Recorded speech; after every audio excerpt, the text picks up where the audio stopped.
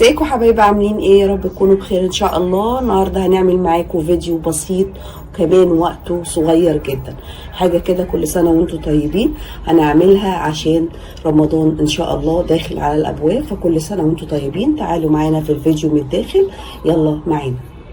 هنسمي كده بسم الله ان شاء الله ونصلي على الرسول عليه افضل الصلاه والسلام. عليك يا رسول الله. هنعمل ايه؟ معانا طبق بسبوسه زي ما انتم شايفين كده بالشكل ده، بسبوسه عاديه من اللي هو الطبق، بس ده اهم حاجه مش بيكون بيتكسر متين اهو، طبق متين. تعالوا نسمي بالله كده ونذكر الرسول عليه افضل الصلاه والسلام. عليك يا رسول الله. هنبدا ايه في الفيديو النهارده؟ هنعمل معاكم زي ما انتم شايفين الاعمال اليدويه دي بس صغيره زي ما انا قلت في اول الفيديو. معانا طبق بسبوسه زي ما انتم شايفين كده. طب هنعمل بيه ايه؟ هنعمل بيه فكره حلوه قوي ان شاء الله تعجبكم باذن الله، تقدروا تقدموا فيها بقى البلح بتاعكم ان شاء الله. معانا الطبق البلاستيك زي ما انتم شايفينه كده. طيب هنجيب له ايه؟ هنجيب له طبعا انا جبت ليا انا في البيت زي ما انتم شايفين مفرش زي ده، في منه كتير في الاسواق البسيطه اللي هي بتاعتنا الشعبيه الحلوه اهو. مفرش زي ده كده بالظبط اهو.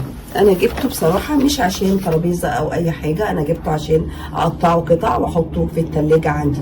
طب هناخد منه ايه؟ انا بصراحه لقيته كبير قوي ان شاء الله زي ما انتم شايفين كده. هاخد منه الجزئيه اللي انتم شايفينها دي، هاخد منها كده نص واطلع منها الهلال الجميل اللي انتم شايفينه ده، اوريه لكم عشان تشوفوا اهو.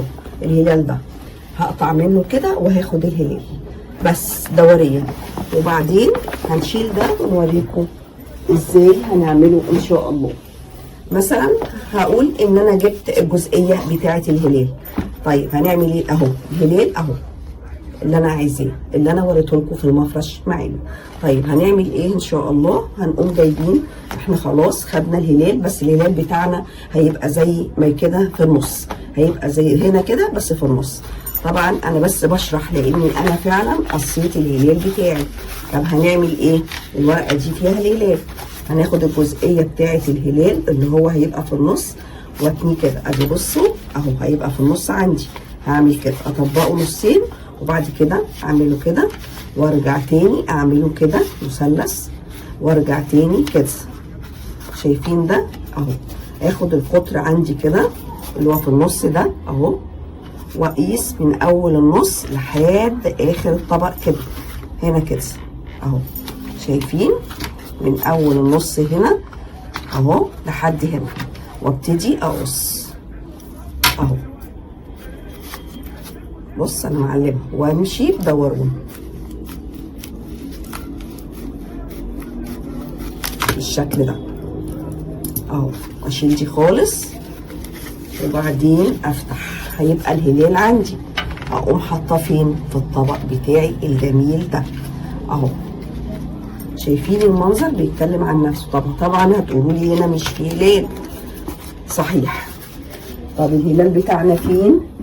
اللي احنا قصيناه وعملناه الدايره بقى بالشكل اللي انتوا شايفينه ده اهو. الفكره صغيره وبسيطه ولكن جميله وحلوه وبتتكلم عن نفسها، عشان ما نرميش اي حاجه عندنا. هنظبط كده اهو بقى بالمنظر اللي انتوا شايفينه ده.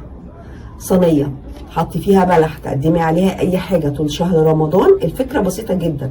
احنا بنتكلم هنا ان اي حاجه عندنا جايه موجوده بتشرح نفسها، بس شكلها عايزين نجملها او نعملها حاجه كويسه او تبقى شكلها تنفع في مناسبه عندنا. فاحنا بنجيب حاجه بسيطه خالص ونبتدي نعمل بيها عندنا زي ما انتم شايفين كده ديكور حلو شكله جميل ينفعنا في كل المواسم اللي عندنا، ونجدد بقى ونطور ونعمل اللي احنا نفسنا فيه. هنعمل ايه كده؟ طبعا معانا المقص احنا استخدمناه. طب ايه كمان؟ المسدس اللاصق بتاعنا صاحبنا في كل فكره بنعملها معاكم.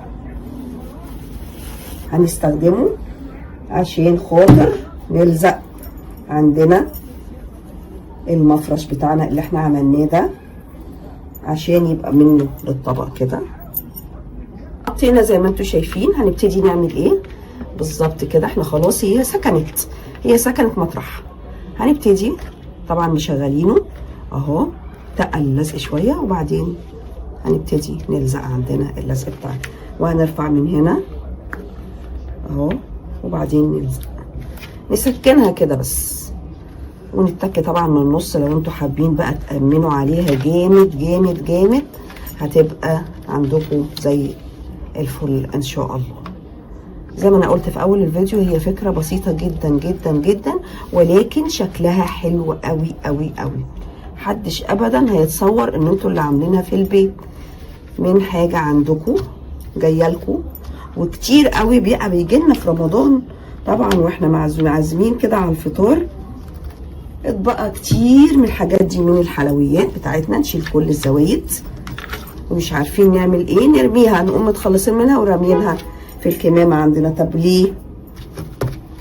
لا، نفكر كده شوية ونشوف احنا عايزين نعمل ايه بيها، ونقدر نعمل بيها ايه حاجة تكون كويسة. كل الزيادات دي احنا نتخلص منها.